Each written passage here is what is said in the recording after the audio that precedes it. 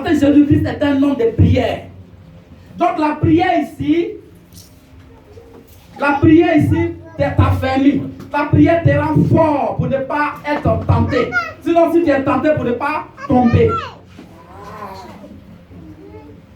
En deuxième point, ou bien deuxième lieu, réveille ceux qui dorment.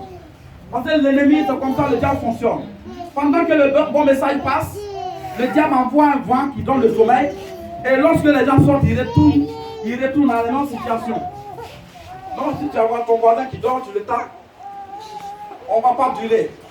On a juste 40 minutes et puis on s'en va. C'est un message important. La plupart du temps, on ne presse pas ce genre de choses. On saute, on donne les grandes dimensions. Mais ce matin, Dieu m'envoie pour que son peuple comprenne. Son peuple comprenne que la prière est l'élément le plus important. La prière. Donc la prière te permet d'être fort. Si tu es dans la prière, lorsqu'une tentation arrive, bien aimé, tu auras déjà le discernement. Et tu vas fuir. Tu vas fuir. Je connais un serviteur de Dieu, un prophète. Les gens se disent que quand Dieu leur donne l'onction pour prophétiser, connaître le passé, le présent et le futur, cela suffit pour que eux, de leur propre force là, ils résistent devant le diable. Mais ce dernier, il y a des soeurs Jézabel à l'église. Quand elles viennent, papa, j'avais compris. Mais j'avais compris là, quand elles t'invitent, mais si toi tu es un homme de prière, tu dois déjà discerner que pour prier là, il faut aller au moins avec un ou deux frères. Il faut aller avec un ou deux frères à des heures raisonnables.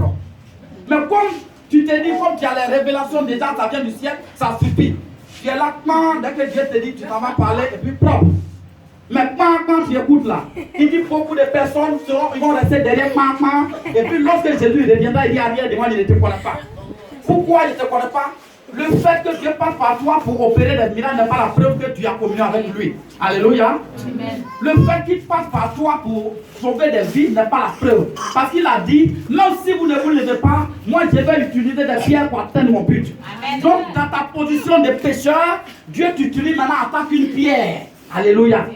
Et la seule façon de savoir que tu n'es pas pierre, c'est que tu dois te comporter comme quelqu'un qui a l'esprit de Dieu. Or, toute personne qui a l'esprit de Dieu, c'est des personnes qui sont patients, qui sont amour, qui ont la maîtrise de soi. C'est des personnes, tu les vois, ils sont tout. Tu vois un serviteur de Dieu qui n'est pas doudou, bien aimé, comprend tout de suite qu'il est passé à côté. C'est ton pied là maintenant qui reste. Et tu sais, Dieu ne va pas te laisser. Hein. Il a besoin, il dit, mon peuple meurt. Il y a encore d'autres brebis dans d'autres bergeries. J'ai besoin d'elle dans ma vie. J'ai besoin de ces brebis-là dans ma bergerie. Donc, tant qu'il aura besoin de toi pour appeler ses enfants, il va le faire. Il va passer par toi toujours pour envoyer ses enfants à lui. Mais ne dis pas que tu es déjà tout propre au ciel. Ne dis pas cela. Alors, on a dit au premier niveau ici, la prière affermit. Deuxième, la prière envoie à l'existence ce qui n'existe pas. Alléluia. Une femme peut aller faire le tour des hôpitaux. On va dire, toi, ta trompe a été coupée, tu ne peux pas enfanter.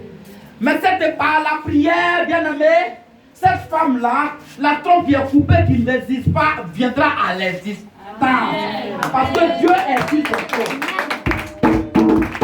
C'est pourquoi je prophétise à quelqu'un ce matin que là où la main des médecins est limitée, que la main de Dieu commence maintenant au nom de Jésus-Christ. Parce que le Dieu que j'adore, quand il commence, il termine. Donc la prière envoie à l'existence ce qui n'existe pas. En troisième lieu, la prière vient pour détruire le courant de la malédiction. C'est sûr, ça va s'attarder un peu. La prière vient pour détruire le courant de la malédiction. Je ne sais pas ce que quelqu'un vit ici. Mais si je prends mon exemple, il y a tellement de choses. Souvent, quand je vis, je sais que ça, ce n'est pas une affaire normale. Ce n'est pas une affaire où on va dire c'est naturel là, non. On ne peut pas comprendre. Tu fais un examen. Toi, on oublie toujours ton nom. Tu composes, on oublie toujours ton nom. C'est-à-dire, au moment où toi tu arrives là, on dit non, on a déjà fini de déposer les dossiers. C'est-à-dire, toi, tu viens toujours en retard. Et ce retard-là, tu te dis non, c'est parce que tu ne t'es pas réveillé tôt. Non. Bien aimé, ce retard-là, il se peut que ce retard-là est venu du réseau de ta maison. C'est pourquoi tu vas voir, vous allez voir que souvent il y a des personnes. Tu travailles déjà, hein. Tu travailles, tu as quitté ton village, tu es à Abidjan. Mais il arrive de fois, tu te retrouves au village en train de faire encore un champ de manioc, dans le songe. Donc quand toi tu vois ça, tu dis, ah tiens, c'est que malgré que je travaille à Abidjan, ça tu vas commencer à faire des champs maintenant. Tu es content, tu vas te le bonbon maintenant. Tu as ton salaire à Abidjan et puis tu vas commencer à faire des champs. Mais laisse-moi te dire que Dieu en train de te dire, c'est un esprit de retard comme sur toi. Tu es déjà en ville et tu te retrouves à Kakio, c'est les deux après fréquenter encore sur les bancs. C'est un esprit de retard. C'est là que tu te lèves. Dès que Dieu te présente cela, quelle que soit l'heure, si c'est à 1 heure, 2 heures, 3 heures, tu te lèves et tu prophétises. Tu prends autorité. Tu dis, je ne me reconnais pas dans ce retard. Parce que lui qui est mon père, que je reconnais maintenant, ce père-là, il dit, c'est quelle promesse il a déposée sur ses enfants. Donc le retard là, ça ne vient pas de mon père. En tant que ça ne viendra pas de mon père, ça ne pourra jamais s'appliquer. Beaucoup vivent cette situation ici. Il y a même certains aussi. Il y a certains. Le courant de la maladie, il y en a tellement. Il y en a quand ils tombent, ils se retrouvent dans un véhicule. Eux-mêmes, ils ne sont pas au volant. C'est-à-dire, ils sont assis là, comme, disons, comme ils se disent les patrons. Quelqu'un prend le volant, c'est quelqu'un qui le conduit. Donc, quand ils se réveillent, ils disent, tiens, je vais avoir une grosse bagnole et puis on va me donner un chauffeur. On se fait des illusions. Oh, notre Dieu est en train de nous parler. Quelqu'un est en train de te conduire, qui est assis dans la voiture, il a consommé bien aimé, lève-toi et prends des autres, prends autorité. Ça veut dire que ta vie, là, il y a quelqu'un qui conduit ta vie. C'est-à-dire que tu n'es pas responsable de toi-même ta vie. On te conduit. C'est-à-dire, leur oui, là, c'est ça qui est ton oui.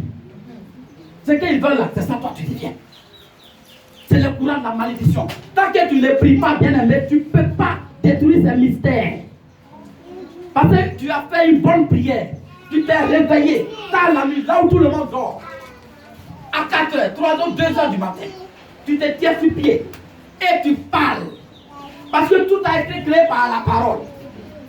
On n'a pas appris même pour créer. C'est Dieu, c'est l'homme seul qui a créé par la main. Dieu a fait tout par la parole. Maintenant, comme le diable c'est un photocopieur, il est excellent en photocopie. Comme Dieu a fait tout par la parole, Dieu a donné les bénédictions par la parole. Le diable viendra aussi par la parole pour nous arracher. Il vient par la parole pour nous arracher. Mais il y a la loi de l'armée qui dit, l'arme que quelqu'un utilise pour t'attaquer, prends les mêmes armes. S'il a pistolet, tu ne vas pas prendre machette pour aller vers lui. Tu es mort d'avance.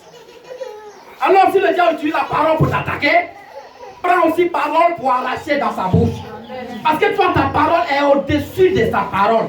Parce que ta parole est couverte du sang de Jésus-Christ de Nazareth. Ta parole contient le nom qui est au-dessus de tous les noms. Donc il suffit que tu parles, il commence à trembler. Tu ne peux pas comprendre combien de fois ta prière fait trembler le monde spirituel. Tu as fait une très bonne prière, tu vas voir. Les bavards du monde spirituel, le matin, ils vont venir te faire parler. Tu ne comprends pas, mais ils vont commencer à te détester. Ils vont même dire des choses qui vont t'amener à comprendre que c'est ta prière qui est, c'est le résultat qui est là. Alléluia. Amen. Alléluia. Donc le courant de la malédiction, la prière, c'est la prière qui vient pour annuler le courant de la malédiction. Il y a tant de choses aujourd'hui dans notre vie qui nous fatiguent, nous traînons. Et quand ces choses arrivent, on se dit que bon, c'est normal. C'est normal que je souffre parce que là, mon père a souffert, l'autre a ainsi de suite.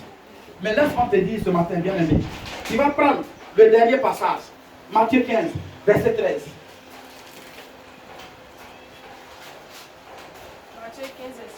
Matthieu 15, verset 13. C'est Jésus-Christ qui parle ici. Il répondit. Attends d'abord ma fille. On a vécu dans l'ancienne alliance, on a vécu dans des choses où on s'est dit, bon, écoute, il faut que j'arrive à tuer un mouton pour que mon chose soit réglée. Il faut que je fasse tel sacrifice. Il faut que je fasse ceci, cela. Mais Jésus-Christ vient maintenant pour dire que les situations que nous traînons, les situations pour lesquelles on est en train de souffrir là, voici comment ça va se régler. Lis maintenant ma fille, la soeur. Il répondit. Il répondit. Toute plante que n'a pas planté mon Père Céleste. Toute plante que n'a pas planté mon Père Céleste sera déracinée. Bien aimé, tu dois acclamer cette parole prophétique.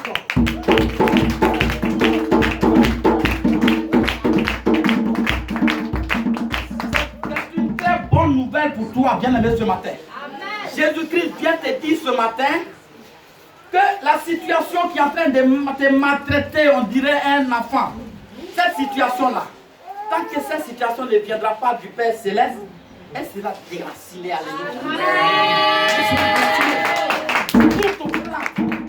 Toute plante qui n'a pas été plantée par le Père Céleste doit être déracinée. Or, la plante que le Père Céleste a plantée, c'est quelle plante? C'est bénédiction. La plante que le Père Céleste a plantée, c'est quelle plante? Accouchement, enfantement. C'est travail, c'est voyage. C'est la paix, la prospérité. Ce sont les plans que notre Père a plantés. Parce qu'il a dit, je connais les promesses que j'ai faites à mes enfants. Moi, les promesses que j'ai faites là, ce n'est pas des promesses de pleurs, mais c'est des promesses de joie, de bénédiction. Et maintenant, il envoie son Fils unique, qui est sa parole manifestée sur cette terre, qu'on appelle Jésus-Christ de Nazareth.